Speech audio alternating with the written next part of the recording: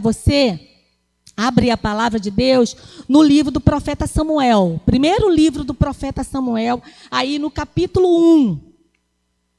Profeta Samuel, no capítulo 1. A princípio nós vamos ler apenas um versículo, tá? E depois eu vou estar lendo alguns outros versículos para que nós possamos entender toda a história, apesar de que eu sei que você conhece a história desta mulher.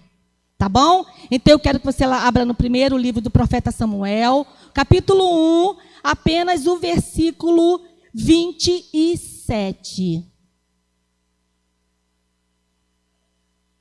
Não, que versículo 27? Perdão, irmãos. Espera aí. É isso mesmo, versículo 27, perdão. É que eu anotei outros versículos aqui, mas apenas o versículo 27 por enquanto, que diz assim: era por este menino que eu orava, e o Senhor Deus me concedeu o pedido que eu fiz. Amém, irmãos? Pode tomar os vossos assentos em nome de Jesus. Então, deixa eu primeiro falar um pouquinho a respeito de quem era Samuel, né? Para você entender, eu acredito que você sabe, mas diante de tantas pesquisas, de tanta coisa que eu fui procurar acerca do profeta Samuel, eu achei relevante trazer essa informação para você, porque falou muito mesmo ao meu coração. A princípio, o que a gente precisa saber, Ana orava por quem? Por um filho, e esse filho era Samuel. Quem foi Samuel? Samuel foi o último juiz que governou sobre Israel. E Samuel também, irmãos, ele ungiu os dois primeiros reis. O primeiro foi Saul e depois o rei Davi. E o livro do profeta Samuel, que não sabe quem foi o autor, tá? Ele narra. Esse livro está baseado sobre 3 pessoas, que é o próprio Samuel. Você vai ver, está terminando, no finalzinho, logo aqui no começo, a vida de Eli e dos seus 2 filhos, né? Tudo de errado que eles fizeram, e como a desobediência deles, né, culminou na morte não só dos filhos de Eli, mas também do próprio Eli, que era o sacerdote na época e que pôde cuidar de Samuel na época que Ana teve que entregar Samuel para ela. Mas vamos lá, Samuel foi o último rei, o último juiz, porque teve exatamente 14 juízes, 14, tá? Samuel foi o último, Otoniel foi o primeiro, e dentre esses 14 juízes, houve uma mulher também. Ela foi a 4ª juíza, e ela governou, né, e julgou o povo durante 40 anos. Foram 40 anos de paz, enquanto Débora estava ali. Então você vê que o número maior era de homens. Só uma mulher, ela conseguiu estar, né, ocupar esse cargo, porque Deus viu nessa mulher alguém muito especial, tá?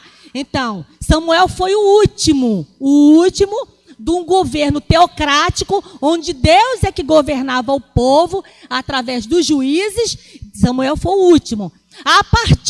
Depois de Samuel, veio o rei Saul, quando o povo pediu a Samuel um rei. Eles não queriam mais o governo de Deus.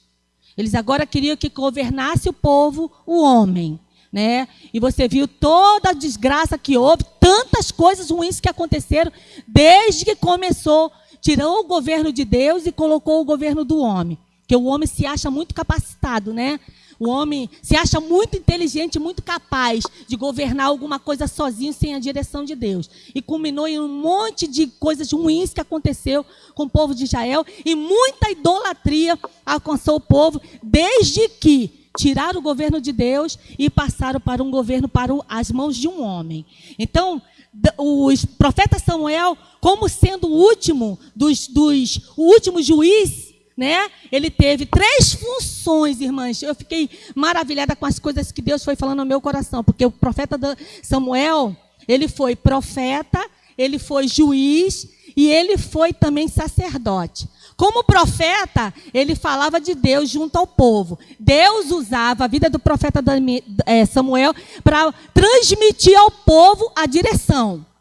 Deus falava através do profeta. Tudo que Deus tinha que falar, Deus falava com Samuel e Samuel transmitia ao povo na íntegra aquilo que Deus queria. E como sacerdote, ele era responsável por apresentar os sacrifícios do povo a Deus, pedindo perdão a Deus pelo pecado daquele povo. E como juiz, era ele que governava a nação para julgar o povo, para cuidar das pendências jurídicas, né, daquele povo. Tudo de errado tinha que passar por Samuel. Então ele não foi pouca coisa não, irmãos. Como último juiz, talvez ele tenha sido um dos mais importantes juízes, né, nessa fase, né, de transição do governo teocrático para o governo monárquico, onde os reis iriam comandar, né, o povo de Deus, que era o Israel de Deus. Então, muita confusão aconteceu. Mas por que eu estou falando isso para você? Para que você veja, né, e você entenda que Samuel não foi pouca coisa. Samuel foi a resposta de uma oração, onde uma mulher, de forma diferenciada, irmãos, ela clamou a Deus num dado momento, tá? Aquele dia foi um dia especial, onde Ana, ela se colocou diante do nosso Deus, naquele momento em que ela foi junto com seu marido, né?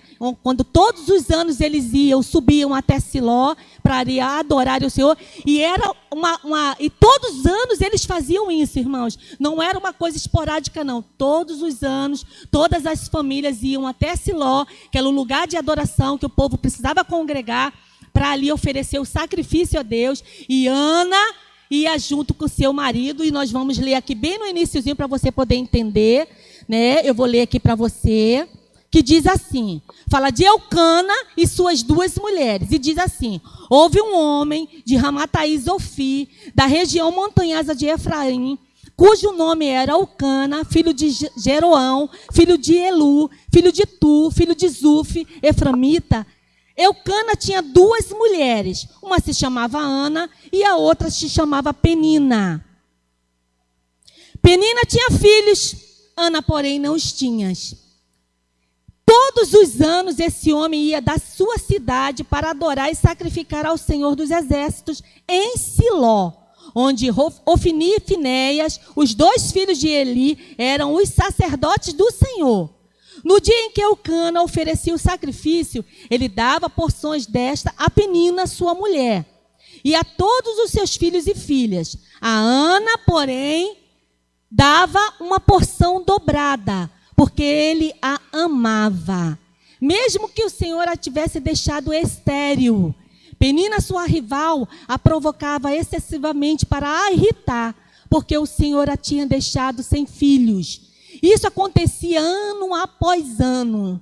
Todas as vezes que Ana ia à casa do Senhor, a outra a irritava. Por isso Ana se punha a chorar e não comia nada. Então Elcana, seu marido, lhe disse: Ana, por que você está chorando? E por que não quer comer? Por que está tão triste? Será que eu não sou melhor para você do que 10 filhos? Isso intrigava muito a Elcana. Mas, irmãos, nós sabemos que todo sonho da mulher, todo sonho de uma mulher é ser mãe. Toda mulher. São poucas, né? Porque houve uma mudança tão grande, né, na sociedade, no comportamento, na maneira de pensar. E isso tem se introduzido dentro dos lares, porque, infelizmente, nós mães, às vezes, não estamos atentas às informações que nós deixamos que entre dentro da nossa casa e alcance, né, o ouvido e o coração e o entendimento dos nossos filhos, que acabam trazendo tanta confusão. E hoje em dia, as mulheres, algumas delas se posicionam que não querem mais nem casar e nem terem filhos. Acham que isso é a pior derrota, é a pior desgraça que poderia acontecer. Quando no meu tempo, e também aqui no tempo de Israel, aqui nesse tempo aqui, era bênção ter filhos. Hoje em dia a gente fala, né? E você vê que isso é geral, né? É geral. Quando se fala de ter filhos, e aí vai ter, Deus me livre, como se fosse, Deus me livre deste mal. E não é um mal. Ter filhos não é um mal. Segundo o Senhor, ter filhos é bênção. Porque vai ter uma hora que nós vamos precisar deles e eles vão estar ali para suprir a nossa necessidade, para nos apoiar quando a gente não estiver mais desfrutando do nosso vigor. Mas a realidade de hoje, Ou as meninas, os meninos, eles se relacionam muito cedo, têm filhos e jogam nas mãos das avós, dos avós para cuidarem. Mas alguma delas nem querem saber de filhos. E quando os têm, nem estão aí para eles, porque não tem essa maturidade para terem filhos. Mas na minha época, ser mãe era uma coisa maravilhosa. Eu queria, está aqui meu marido, e eu sempre falo isso para todo mundo. Se eu fosse jovem e tivesse de começar tudo de novo, eu ainda teria os outros 4 que não vieram. Porque o meu propósito, a minha meta era ter 6 filhos. Eu queria minha casa cheia, irmãos. Eu queria ter meus netos, meus bisnetos, queria todo mundo junto de mim. Aquela confusão que se dá quando todo mundo se reúne, aquela brigalhada toda, eu acho aquilo maravilhoso. Eu acho maravilhoso, né? A família grande. Aí a gente pensa, mas hoje em dia não dá mais para ter filhos. Dá sim, irmãos. Quando nós temos um Deus e nós confiamos nesse poder de Deus e nós confiamos de quem é o Senhor, a gente sabe que ter filhos é bênção. Eu sei que está muito difícil ter filhos hoje, por causa de tudo que está acontecendo, por causa dessas mudanças que estão acontecendo, né, na mentalidade e no comportamento das pessoas. Mas eu acredito que se nós, mulheres, a família, pai e mãe, né, forem homens, um casal que tem um compromisso com a sua vida, tem um compromisso com Deus, certamente ele vai ensinar da forma correta. Eu sei que não vai ser fácil. Não vai ser fácil ensinar, né, porque nem todos querem aprender. Mas eu sei que é possível a gente fazer isso. Ensinar os nossos filhos no caminho certo. Ensinar os nossos filhos no caminho correto. Até porque, para você ensinar, você tem que estar naquele caminho. Porque se você não tiver, não tem como ensinar. Porque não há coerência, né? As crianças vão olhar para a gente falando uma coisa e o nosso comportamento é exatamente outro. Que não tem nada a ver com o que a gente fala.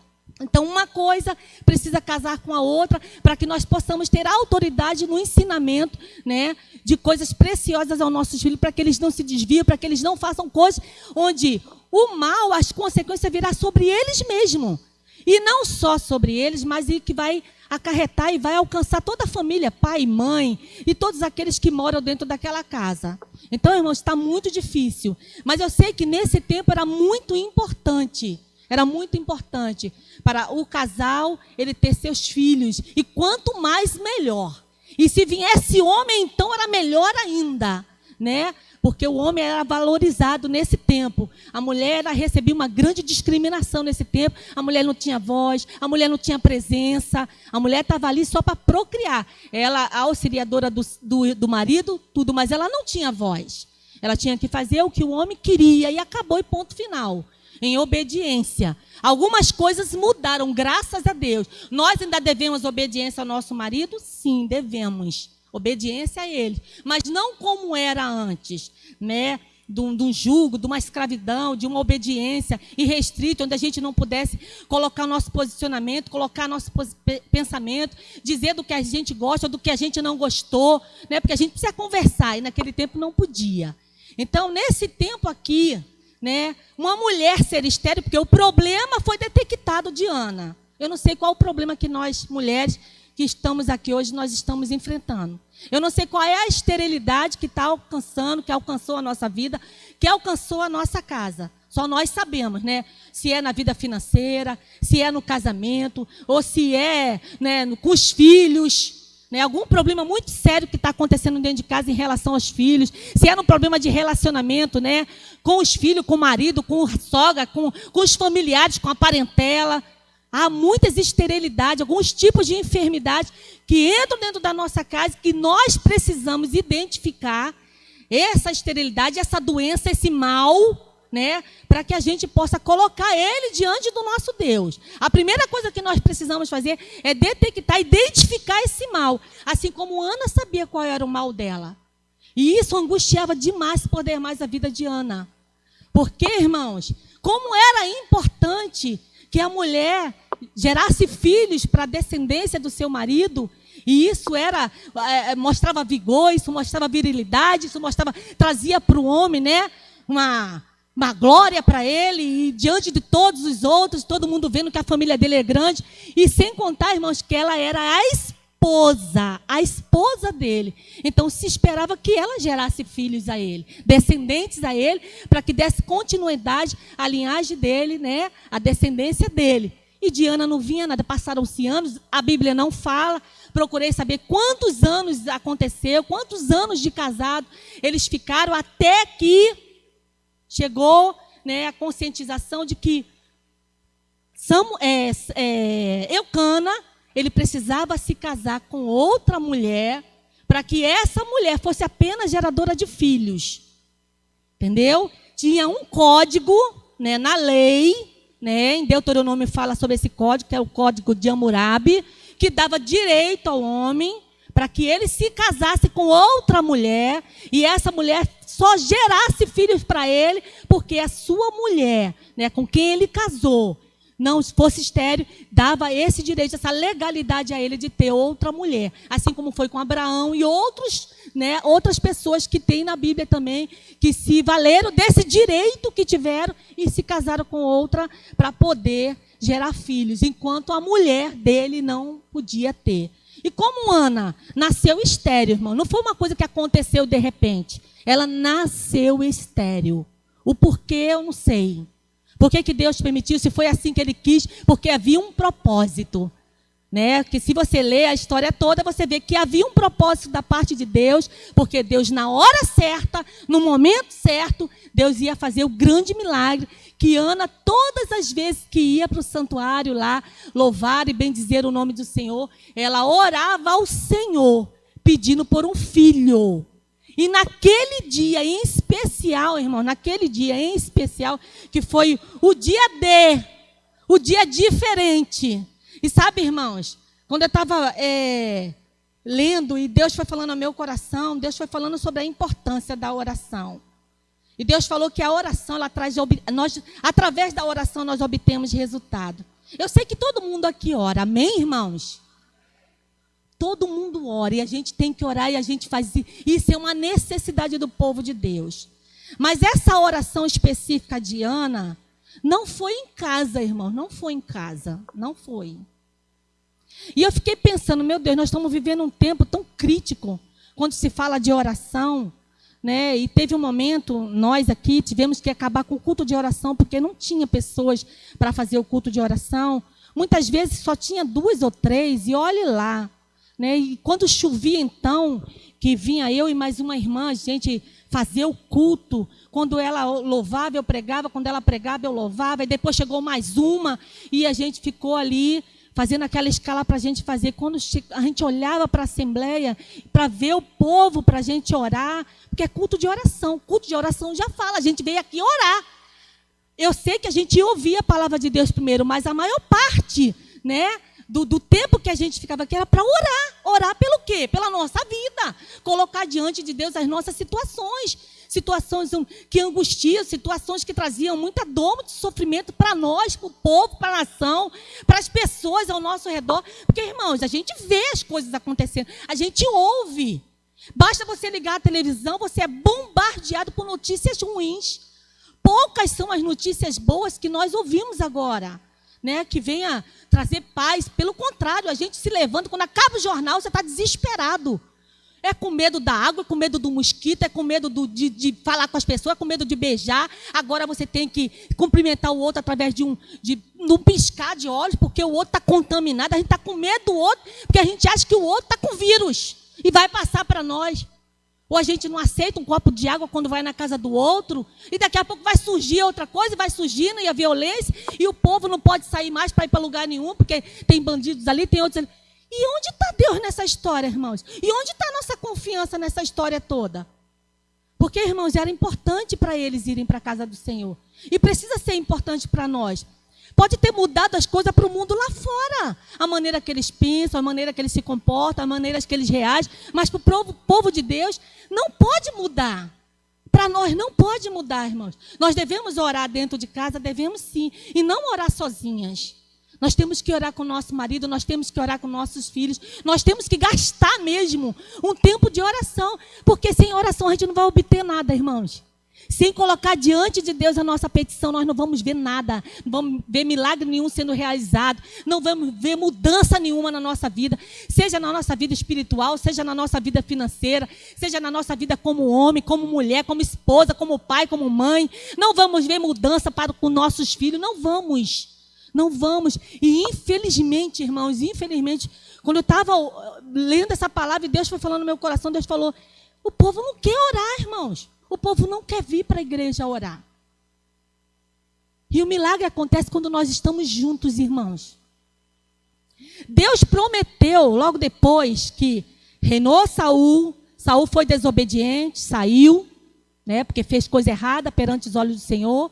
Deus não aprovou mais ele, o que ele estava fazendo. Davi tomou o lugar dele, ele tentou matar Davi de qualquer jeito, Davi tomou o lugar dele. Davi colocou no coração dele que ele ia fazer o templo do Senhor para que eles pudessem se reunir e adorar o Senhor. Mas Deus não permitiu que Davi erguesse o santuário, porque nas mãos de Davi corria muito sangue, que ele era guerreiro. E Deus falou, o teu filho vai fazer esse santuário. E Salomão fez o santuário. E quando Salomão acabou de fazer, Salomão orou a Deus e pediu a Deus que todas as vezes que ele se juntasse naquele lugar, Deus ouvisse dos céus as petições que fossem feitas naquele lugar. Primeiro Salomão fez a oração dele e depois Deus respondeu, irmãos. Vai lá em 2 Crônicas, a partir do capítulo 6 você vai ver ali todo o diálogo de Salomão através da oração e depois você vai ver o diálogo de Deus para com Salomão dizendo que ele ouviria naquele lugar, naquele local onde eles se reuniam para louvar e engrandecer o nome do Senhor. Deus ouviria todas as orações que fossem feitas naquele lugar. Deus não iria deixar faltar nada para o povo dele. E durante o tempo que Salomão governou Israel, houve paz, irmãos. Porque Deus era com ele, irmãos. E Deus mudou, irmãos? Não, irmão, quem mudou foi a gente. Porque parece que não vale mais a pena vir para a casa do Senhor. Parece que não vale mais a pena vir clamar ao Senhor. A gente ora uma vez, aí a gente até tolera. Não, orei uma vez, vamos aguardar, né? Vamos orar mais uma, mais duas, mais três. Se disser então que a gente tem que orar 25 anos para esperar o negócio. 25 anos, minha filha, minha bênção tem que ser para ontem. Eu não posso esperar, não dá para esperar. A gente desanima, a gente desiste. Outras coisas certamente vai ocupar esse tempo que a gente teria que estar aqui na casa do Senhor orando, como igreja, como povo de Deus. E os maridos que me desculpem, tá? Porque aqui fala que Eucana, tinha compromisso com Deus. E as mulheres e os filhos, querendo ou não, tinham que ir com ele. Então estava sobre o marido essa função e essa responsabilidade de levar a mulher e os filhos na casa do Senhor para adorar o Senhor, porque é dele que vem todas as coisas, irmãos. Agora, se nós estamos sozinhas e do nosso lado está faltando ele, a culpa é nossa também, porque nós somos responsáveis. Porque, irmãos, quando eu vi essa oração de Ana, que fez toda a diferença, irmão. E engraçado, né, que você vê aqui que Eucana falou para ela, poxa, por que tu estás triste? Porque toda vez que tu soube que tu estás triste, não te sou eu melhor do que 10 filhos. E muitas das vezes, irmãos, vocês me desculpem, os maridos acabam atrapalhando a nossa vida. Acaba atrapalhando a nossa vida, né, com Deus. Porque, infelizmente, como os homens de hoje em dia, os homens, o sexo masculino, como eles estão preguiçosos no que diz respeito às coisas espirituais. Eles não assumem sua posição de sacerdote. Eles não assumem sua posição de que é eles que têm que levar mulher e filhos para a casa do Senhor. Eles não assumem. Infelizmente. Por isso nós vemos mulheres aí inconstantes, mães aí que não tem perspectiva nenhuma, pessoas que não têm vida com Deus, pessoas que não querem nada com o Senhor. Irmãos, não é isso que Deus quer de nós. Deus chama a nossa atenção para que a gente possa ter esse tipo de fé que havia no coração de Ana. Porque ela podia ter desistido, irmãos. A Bíblia não fala quantos anos, mas não foram poucos anos. Porque logo depois, que antes teve o tempo de Ana com Elcana. Teve um tempo a só eles dois, esperando esses filhos que não vieram. Depois teve que entrar em cena Penina. Penina entrou em cena. E a mulher, a fértil, acho que a mulher não podia nem tocar em Elcana, que ela engravidava. Só de pensar ela estava grávida. De tão fértil que era a mulher. E ela se fez, né? Achou que ela era tal. Só que ela não ocupava o coração de Elcana. Isso é a maior dor e a maior angústia, o maior medo dela, porque ela queria o amor que Elcana tinha por Ana. Ela invejava esse amor. Porque Ana tinha, por mais que ela não desse filho, o coração de Elcana era dela. E mesmo que ela não desse filho, nunca, Deus não tivesse concedido a ela essa graça, porque ela era vista como uma amaldiçoada. Uma mulher estéril era maldita naquele tempo. Onde ela passava, ela era conhecida como estéril, era amaldiçoada. Alguma coisa essa mulher fez. Isso é castigo que vem de geração, de pai para filho, e ela foi amaldiçoada. Irmãos, ela se conformou com essa tarja que estava nela, dizendo, sou estéril, sou maldita. Ela se conformou com isso. E nós vamos nos conformar, irmãos, com essa esterilidade na nossa vida espiritual, no nosso casamento, na nossa vida financeira, na nossa vida com nossos filhos, irmãos. Tantos casamentos, tantas famílias doentes. E eu não digo lá fora não, porque lá fora o povo não conhece a Deus. Eu digo aqui dentro, irmãos, que não tem constância, que não vem, que não busca o Senhor. Mas eu vou aqui. Irmãos, a gente tem que procurar um lugar para fixar uma residência, criar raízes no Senhor. Porque o santuário, irmãos, a primeira função do santuário é nos unir como igreja, fazer da gente um corpo, a gente se sentir um corpo, parte integrante desse corpo. E é aqui, irmãos, que a gente se desenvolve espiritualmente, é aqui que nós alcançamos, né, a maturidade espiritual, com os ensinos que são dados aqui. E aqui ninguém pode reclamar que aqui não tem falta de ensino, porque tem, e muito até. Agora nós estamos estudando a Bíblia pela manhã. Estudamos a Bíblia, não temos mais revistinha, a revista agora é a Bíblia e está sendo dito tudo aqui a respeito da palavra de Deus. O que a gente precisa saber, as demais coisas, as coisas mais profundas, isso aí é de responsabilidade nossa. A gente vai saber o básico e a partir do básico você vai começar a buscar coisas mais profundas em Deus. Porque, irmãos, é só isso que Deus quer da gente. A gente vem para a casa do Senhor, talvez no domingo de noite, porque domingo de manhã não dá, quarta-feira piorou ainda, se chover, se o ônibus estiver lotado e tantas coisas acontecem, né? Eu não venho, não dá, não vou me sacrificar. E muitas, irmãos, justificativas nós vamos ter, muitas. E as justificativas somos nós que damos. Mas Deus não aprova, irmãos, esse comportamento. A não ser que realmente seja muito justo, a gente não está aqui. Aí, por causa da graça de Deus, né, que a gente acaba banalizando a graça de Deus, de achar que Deus está sempre perdoando a gente, talvez do nosso mau comportamento, talvez da nossa falta de compromisso com Ele, conosco mesmo e com a igreja, né, porque a gente precisa estar aqui como a igreja, para orar, para clamar, para pedir, para colocar diante do Senhor esse sofrimento que vem espiziando, que é o nosso espinho na carne, que é o nosso calo, que é a pedra que está no nosso sapato e que nos incomoda tanto. Ou talvez você nem tenha nada, está tudo bem, está tudo legal, não precisa orar. Agora, quando está tudo bem, é que a gente precisa orar. Mais ainda. Porque houve um tempo de paz, um tempo de repouso, mas vai vir a guerra de novo, irmãos. A luta vai se levantar. Ou você acha que o nosso inimigo vai deixar barato para nós? Você acha que ele vai deixar tudo correr frouxo? E as coisas continuarem acontecendo no bem bom e a gente desfrutando do melhor? Claro que não. E ele não vai deixar mesmo. Ele não vai deixar, ele não vai permitir isso. Ele vai tentar atrapalhar tudo. Hoje mesmo eu estava conversando com um pastor. Falei, Osíris, não vamos atemorizar o nosso coração, vamos dobrar o joelho e clamar a Ele. Quem dá estratégias é Deus. E Ele assinou. Ele não aprovou o nosso sonho, foi Ele que deu. Se Ele deu, Ele está no negócio, Ele está no comando. A gente só tem que orar e acreditar, porque a fé, irmão, o justo vive pela fé, não é pelas coisas que vem. Sobraram sim quentinhas, mas quem disse que isso aí vai afetar a nossa fé no poder de Deus e na estratégia que Ele colocou nesta casa de oração? Não vai afetar, irmão, nós vamos continuar fazendo. Nós não vamos deixar sermos vencidos por 30, por 40, por 60, até por 100. Quentinhas que não foram vendidas. Se Deus está conosco, quem será contra nós, irmãos? Quem será? O que a gente precisa fazer mais é orar, irmãos. Orar como igreja. A gente precisa se reunir mais, irmão, nesse santuário. Foi isso que Deus falou no meu coração.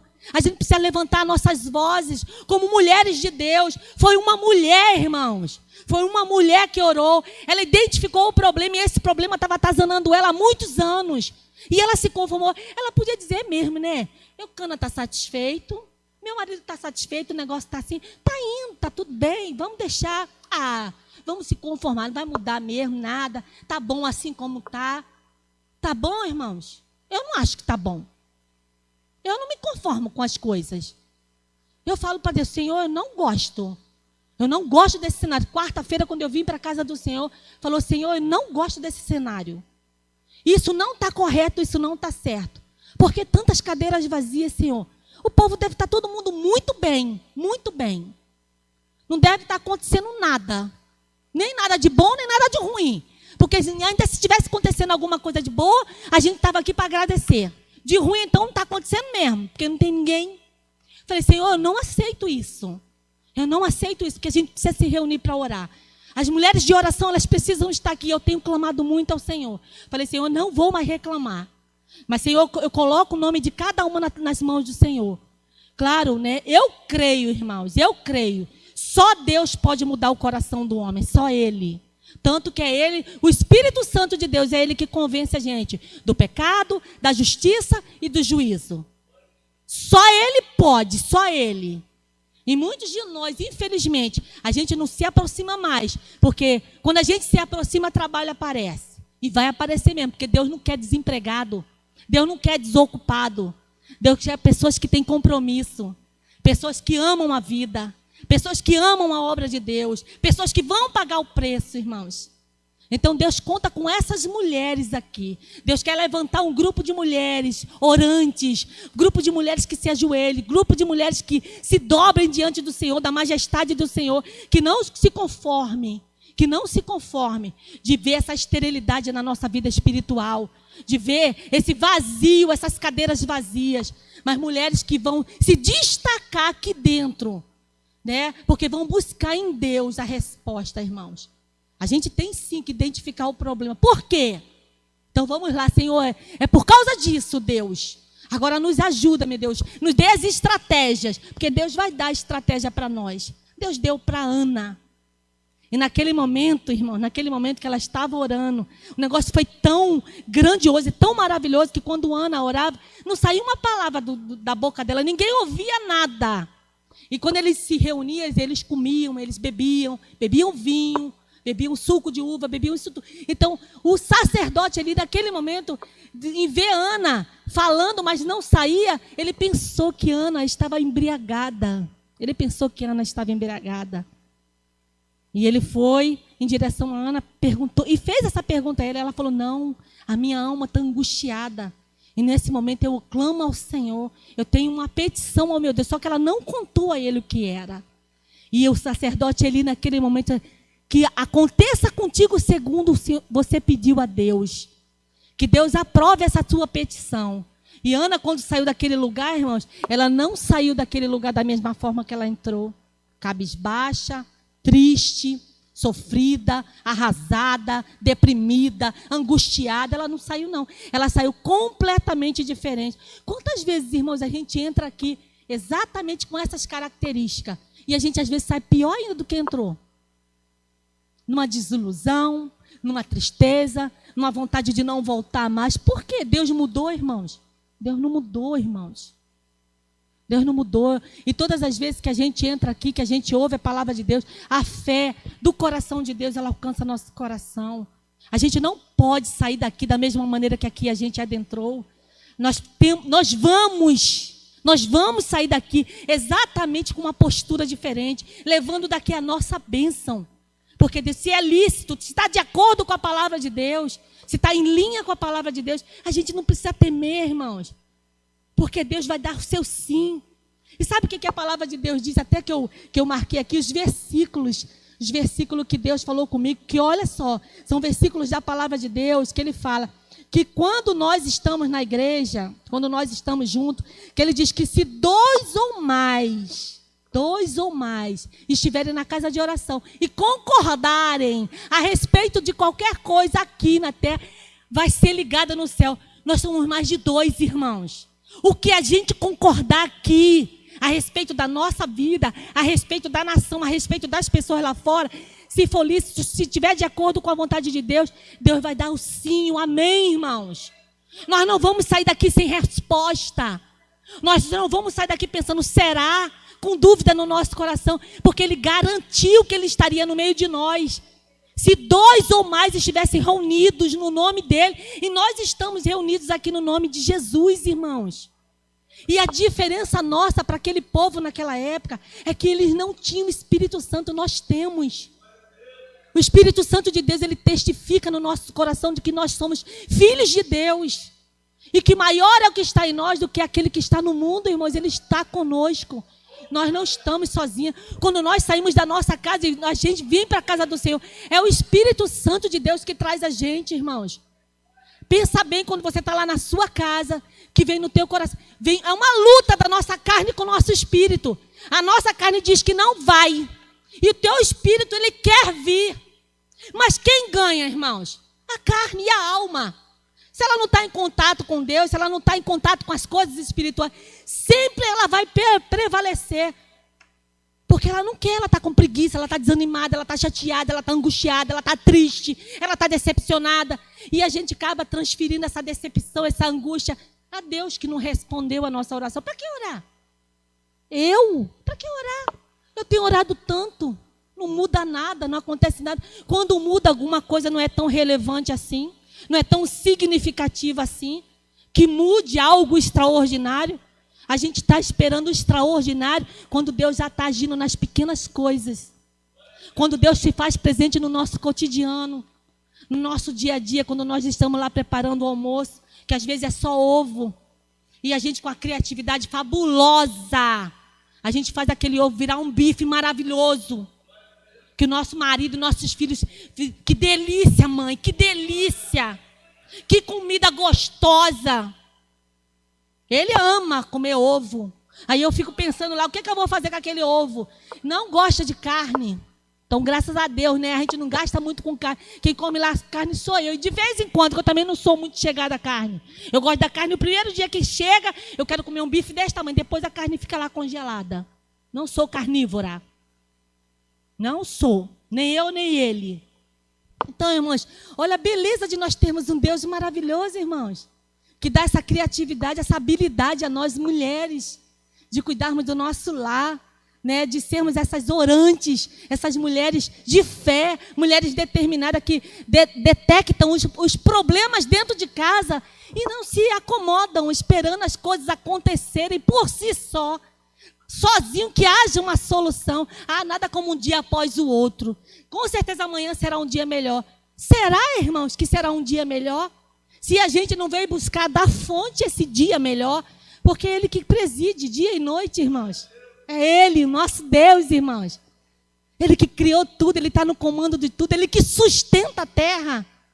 Ele sustenta. A terra está se movimentando no ar, irmãos. E Ele está segurando a terra. E a terra se movimentando e a gente não vira de cabeça para baixo. Agora, talvez seja que a gente esteja de cabeça para baixo e a gente não está sentindo nada. Porque Ele preside tudo, Ele governa tudo, Ele sustenta tudo. Ele está no comando de tudo, irmãos.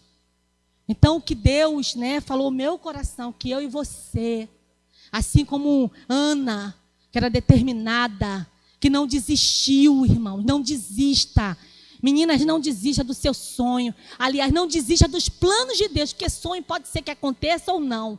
Não desista dos planos que Deus tem para você, como mulher.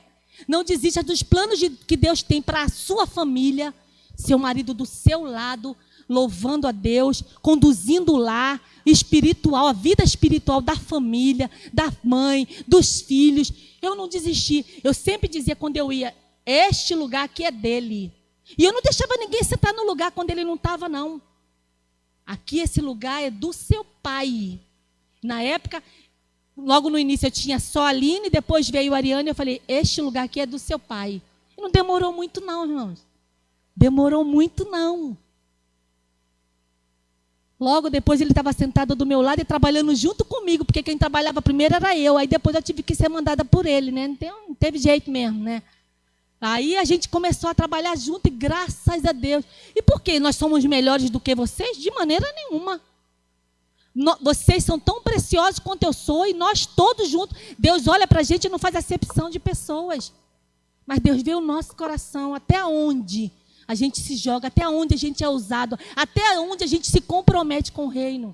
Até onde a gente vai largar tudo para fazer as coisas do reino. Até onde, irmãos, vai o nosso compromisso, o nosso louvor, a nossa adoração, a nossa vida, a nossa devoção ao nosso Deus. Até onde? Até onde não mexa no meu bolso? Até onde não toque na minha saúde? Até onde não fira lá meu relacionamento com meus filhos? Que não interfira nas minhas idas para o shopping, para minhas viagens, e é isso e aquilo? Até onde? Até onde, irmãos? Quem está perdendo somos nós, irmãos. Quem está perdendo somos nós. Eu não me arrependo. Às vezes que eu podia ir e não fui para os passeios, para as casas, para as festas. Não me arrependo de nada. Não me arrependo das vezes que eu operei e devia estar em casa descansando e eu estava aqui descansando na presença do Senhor. Porque eu falei, Senhor, quando eu estava lá com medo na hora da operação, com medo da anestesia, com medo do médico, com medo daquelas coisas todas, daquela sala do centro cirúrgico, o Senhor estava lá comigo. O Senhor estava lá comigo. Agora eu tenho que fazer alguns exames. Estou com medo, mas o Senhor vai comigo. Ele vai comigo, Ele está comigo, Ele garante o sucesso desses exames, Ele garante o sucesso de tudo, irmãos, porque Ele está comigo, Ele me escolheu desde que eu estava no ventre da minha mãe e eu tenho certeza disso, porque sabe qual é o significado do meu nome? Jeová é Deus, Eliane, e eu falei, Senhor, tu me escolheu lá no ventre da minha mãe, quando eu era uma substância informe, não tinha forma de nada. Era um girino, sei lá como é que dá o nome daquele trem lá. E lá, girino é sapo, né? Como é que é o nome, pastor? Eu era o sapo, sei lá o que eu era. Eu era um negócio lá, irmão. Como é que é o nome? Sei lá, esse negócio aí, irmão. Então, falei, Senhor, quando eu não tinha forma de nada, Deus estava me guardando. E foi assim com você, irmãos. Foi assim com todos nós. Então, que nós, como mulheres, que Deus levante um exército guerreiro de oração neste lugar, irmãos. De mulheres orantes, de mulheres determinadas, de mulheres que vão buscar a sua bênção, de mulheres que não vão desistir enquanto não vê a bênção acontecer. E não existe maior bênção, irmãos, do que a salvação na nossa família. E não desista. Ore em casa sim, mas venha orar junto conosco aqui na casa de Deus. Neste lugar onde a presença de Deus se faz presente, onde Deus se comprometeu de que ouviria aqui todas as orações que fossem feitas neste lugar. Demore o tempo que demorar, que a gente tenha que esperar, mas espere, confie, porque o Senhor tarda, mas Ele não falha. Pode tardar para nós, mas Ele tem um tempo certo, irmãos. É no tempo de Deus que as coisas irão acontecer. Foi no tempo de Deus que Samuel veio, na hora exata, no momento exato. E foi um dos juízes mais célebres que aconteceu nesse tempo. E ele ungiu 2 reis. Foi ele que fez tudo isso, essa transição. Foi na mão de Samuel. E tem mais, irmãos, uma coisa belíssima, né? Que Ana, quando estava orando, colocou diante de Deus a sua causa, a sua petição. E ela disse, Senhor, dá-me um filho homem. Olha só, irmãos, é muita fé, não é não? Você pedir a Deus um filho, que era o sonho do teu coração, era aquilo que angustiava a tua alma, tu pedindo a Deus para que Ele tirasse essa marca de esterilidade para uma mulher com vigor, uma mulher que sadia, uma mulher curada, que todos iam reconhecer a mão de Deus sobre a vida dela e dizer, eu vou te dar ele vai ser teu. Ela ficou com Samuel até 3 anos, irmãos. Depois que desmamou, ela foi contou a Eucana não sabia. Ela contou a Eucana o voto que ela tinha feito, né, o Senhor. Mas como Deus estava no controle de tudo, quando ela contou, Ele falou que seja feito conforme o voto que o você fez ao Senhor. Agora vamos lá e você vai entregar. Samuel entregou Samuel nas mãos do sacerdote Eli, para que o sacerdote Eli pudesse tratar e ensinar todas as coisas a Samuel. E no tempo devido, ele começou o exercício do governo e Deus usando a vida de Samuel poderosamente, irmão. Essa é assim que vai ser a nossa bênção, irmãos. Nossa bênção é assim, irmãos. É para a glória de Deus, é para que todo mundo saiba. Todo mundo não sabe a bênção de Ana. Todo mundo vai saber a nossa, irmãos. Mas não é para pisar em ninguém. Não é para mostrar que a gente é melhor do que ninguém. É para mostrar que nós temos um Deus. Um Deus que ama a todos iguais, irmãos. Um Deus que não faz acepção de pessoas. Mas um Deus que se importa com a nossa vida. Um Deus que vai mover céus e terra para que a nossa vida seja abençoada e o nome dele seja glorificado. E não permita que nenhuma penina, irmãos, não permita que ninguém, venha estimular ou venha zombar de você. Não que você vai pagar com a mesma moeda. Ore por essa pessoa que tem sido seu calo, que tem te afrontado. O que adianta a gente usar as mesmas armas? Que glória nós vamos ter nisso? Nós vamos ter um igual com essa pessoa. Nós não somos melhores que ela. Nós vamos mostrar o nosso Deus para essa pessoa. Vamos orar por ela, pedir a Deus que abençoe a vida dela. Porque, irmãos, depois que Ana começou a dar filhos para Samuel, a madre de Penina encerrou. Ela não deu mais filho nenhum. Então, irmãos, cuidado, para a gente não ser a Penina, Para a gente não ser a Penina. Aquela que esnoba as pessoas, que falam mal das pessoas, que julga as pessoas, que aponta o dedo para as pessoas, que diminui as pessoas, que fazem com que as pessoas fiquem tristes, que se mostra superior a elas, porque o fim não é legal, não é bom. E Deus está olhando tudo isso daí. Então, se tudo que está escrito na Bíblia, está escrito para a nossa repreensão, para a nossa correção e para a nossa ajuda, irmãos, para nos ensinar a não fazer o que deu errado. Então, leia a Bíblia, porque Deus sempre vai estar nos dando uma direção segura para que a gente tenha bom êxito em tudo aquilo que a gente venha fazer e tudo aquilo que a gente colocar diante do Senhor. Então, o que o Espírito Santo de Deus quer é que nós estejamos na casa do Senhor. Venha para a casa do Senhor. Venha orar no santuário. Deus vai sempre ouvir as nossas orações. Amém, irmãos? Então, Deus conta com as Anas de hoje, e as Anas de hoje somos nós. E Ele crê, Ele acreditou em nós, porque Ele mandou Jesus, Jesus veio, porque Jesus acreditou em todas as Anas que estão aqui e todas as Anas que nós vamos conquistar lá fora, em nome de Jesus. Amém, irmãos? Glória a Deus. Então, quero convidar você a ficar de pé, em nome de Jesus, ficar de pé, vamos orar, vamos agradecer a Deus. Glória a Deus, aleluias, louvado seja teu nome, Deus.